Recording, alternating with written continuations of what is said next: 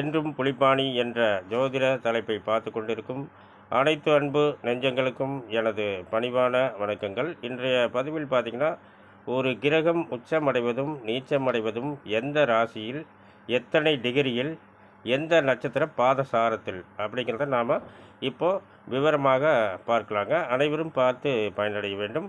இந்த சூரிய பகவான் பார்த்திங்கன்னா மேச ராசியில், அதாவது 10வது டிகிரியில், மேச ராசியில் 10வது டிகிரியில் உச்சமடைகிறார்.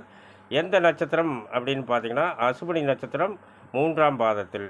இதே சூரிய பகவான் துலாம் ராசியில் 10வது டிகிரியில் நீச்சமடைகிறார். சுவாதி நட்சத்திரம் முதல் பாதத்தில்.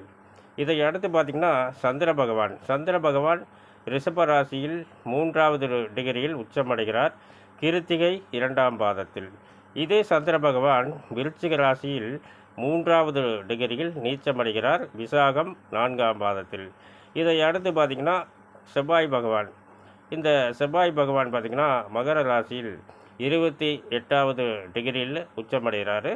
அபிட்டம் 2ஆம் பாதத்தில். இதே செவ்வாய் பகவான் கடக ராசியில் 28வது டிகிரியில் நீச்சமடைகிறார். ஆயில்யம் நட்சத்திரம் 4ஆம் பாதத்தில். இதை அடுத்து பார்த்திங்கன்னா புதன் பகவான் கன்னி ராசியில், அதாவது சென்ட்ரு பகுதியில், அதாவது 15வது டிகிரியில் உச்சமடைகிறார். அஸ்தம் 2ஆம் பாதத்தில். இதே புதன் பகவான் பார்த்திங்கன்னா மீன ராசியில் 15வது டிகிரியில் நீச்சமடைகிறார். உத்திராடம் 4ஆம் பாதத்தில். குரு பகவான் எடுத்துக்கிட்டிங்கன்னா கடக ராசியில் 5வது டிகிரியில் உச்சமடைகிறார். பூச நட்சத்திரம் முதல் பாதத்தில். இதே குரு பகவான் மகர ராசியில் 5வது டிகிரியில் நீச்சமடைகிறார். உத்திராடம் 3ஆம் பாதத்தில். அடுத்தது பார்த்திங்கன்னா இந்த சுக்கிரன் பார்த்திங்கன்னா மீன ராசியில் 27வது டிகிரியில் உச்சம் அடைகிறாருங்க. ரேவதி நட்சத்திரம் 4ஆம் பாதத்தில். இதே சுக்கிர பகவான் கன்னி ராசியில் 27வது டிகிரியில் நீச்சமடைகிறார். சித்திரை 2ஆம் பாதத்தில்.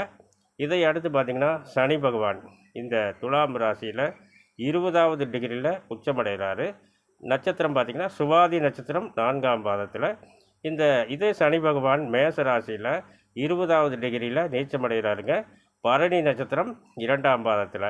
இந்த மாதிரி ஒரு கிரகம் ஒரு கட்டத்துக்குள் இருந்துவிட்டால் நீச்சம் என்று சொல்வதும் உச்சம் என்று சொல்வதும் சரியாக வராது. அதனால் உண்மையாக அவர்கள் எந்த டிகிரியில் இருந்தால் உச்சம், எத்தனையாவது டிகிரியில் இருந்தால் நீச்சம் அப்படிங்கிறத அனைவரும் பார்த்து பயனடைய வேண்டும்.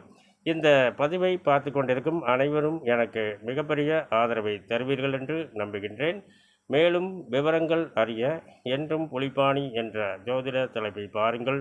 நன்றி, வணக்கம், வாழ்த்துக்கள்.